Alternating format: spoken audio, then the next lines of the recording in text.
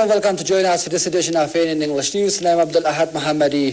Pakistani Foreign Minister Hina Rabbani Kar meets Afghan President Hamid Karzai in hopes of easing cross-border restraints and laid a ground for peace negotiations with the insurgents. Her visit came as a secret NATO document alleging that Pakistan's intelligence agency was helping Taliban insurgents surfaced. Speaking after talks with President Hamid Karzai, Kar told journalists the report should be disregarded. Kar's one-day diplomatic visit scheduled before the report was leaked was dubbed a new cooperation phase by Afghan officials.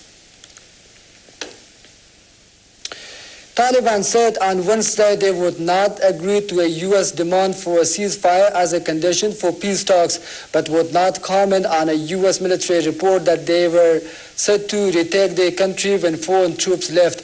Our struggle will continue until we have installed a complete Islamic government in Afghanistan, regardless of the year 2014 or 2015, when the foreign troops will leave the country, said Qari Yusuf Ahmadi, a spokesman for the militants. The Taliban announced last month that they would open a political office in Qatar to support possible peace talks with the United States. Saudi Arabia is reluctant to host talks between the Afghan government and the Taliban without concessions from the insurgents, including renouncing its ties to Al-Qaeda. Sources in Riyadh and Kabul said on Tuesday. An Afghan official said on Monday that talks would be held in the Islamic Kingdom this year, but on Tuesday the Afghan ambassador to Riyadh, Sayyid Ahmad Omar Khail, said no formal approach had yet been made to the Saudi authorities. Meanwhile, a Saudi source with strong government connections and a senior Afghan government source said Saudi Arabia was taking a cautious approach to talks. U.S. intelligence officials acknowledged Tuesday that the United States may release several Taliban prisoners from Guantanamo Bay as an incentive to bring the Taliban to peace talks. Meanwhile, Afghan officials said that a plan to give Afghanistan a form of legal custody over the men if they are released satisfied their earlier objection to sending the prisoners to a third country.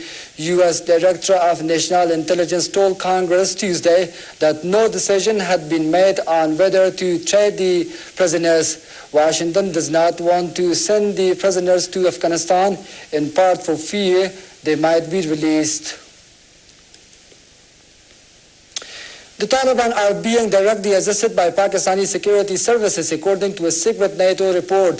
The leaked report, derived from thousands of interrogations, claims the Taliban remain defiant and have wide support among the Afghan people.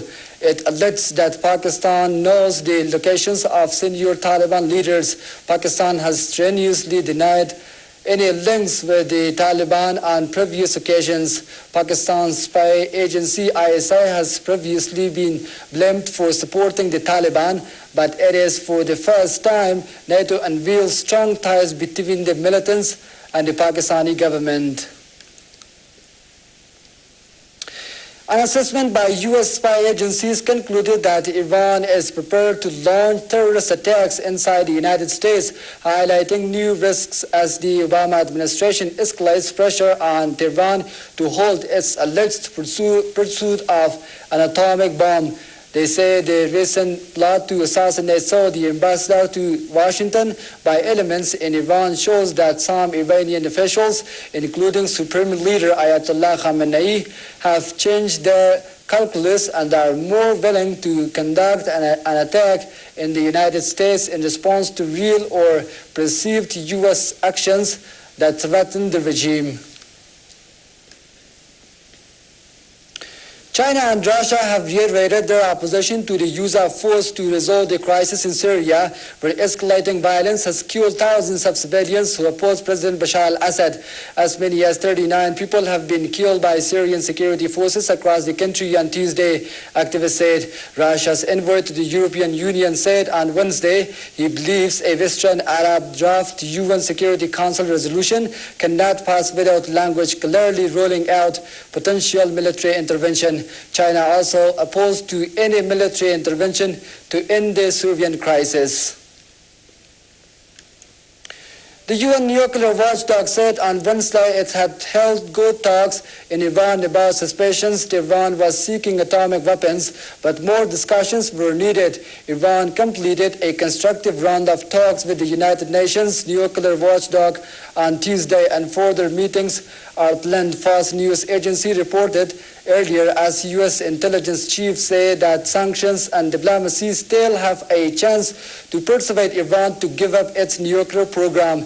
The West suspects that Iran's uranium enrichment activities have military aims, but Iran says they are for peaceful purposes. U.S. presidential hopeful Mitt Romney has won a clear victory in the Republican primary election in Florida. Official results indicate Mitt Romney polled 46, but rival Newt Gingrich, who only managed 32%, says he has no intention of dropping out. Florida's primary was the biggest of the 2012 election season so far and saw a bitter TV and battle between the men hoping to take on Barack Obama. Exit polls indicated the economy was the key issue for a majority of voters. And that's all for now. Thanks for being with us.